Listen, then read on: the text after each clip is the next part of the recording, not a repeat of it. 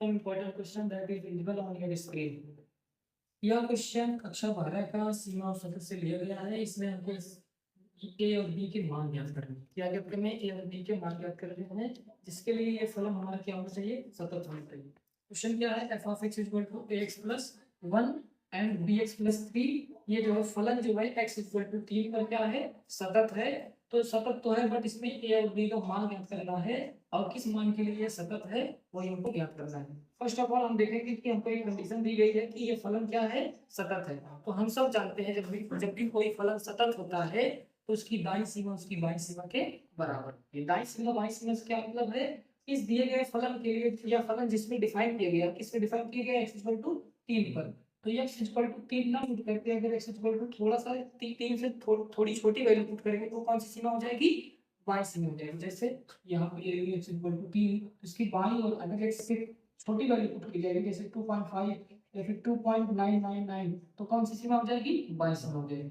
अगर 3.001 पुट की जाएगी तो कौन सी सीमा हो जाएगी? दाईं सीमा हो जाएगी, अर्थात 3 से बड़ी वैल्यू के लिए।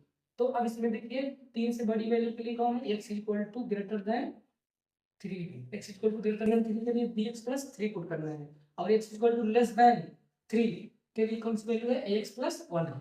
तो हम बाईं सीमा लेते हैं, इसीलिए हमने क्या पुट कर दिया है? लेफ्ट हैंड लिमिट में x यहाँ पे लिख दिया है x माइनस। x माइनस का मतलब क्या होता है? x बराबर 3 है।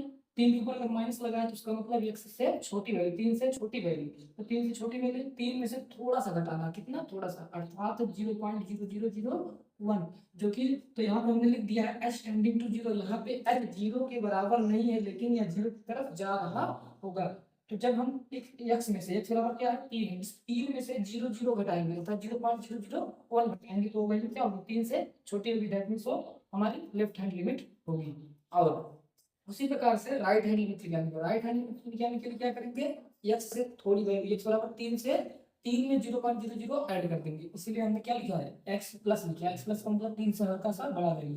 तो इसलिए x में हमने h जोड़ दिया है, जहाँ पे h 0 नहीं है बल्कि 0 की तरफ जा रहा मान है, अर्थात h equal to 0.000 something, not equal to 0 but 0 के करीब जा रहा है। तो ये हो गई हमारी दाईं सीमा और ये हो गई बाईं सीमा। कार्डिंग की क्वेश्चन क्या बोला है? फलन सतत है।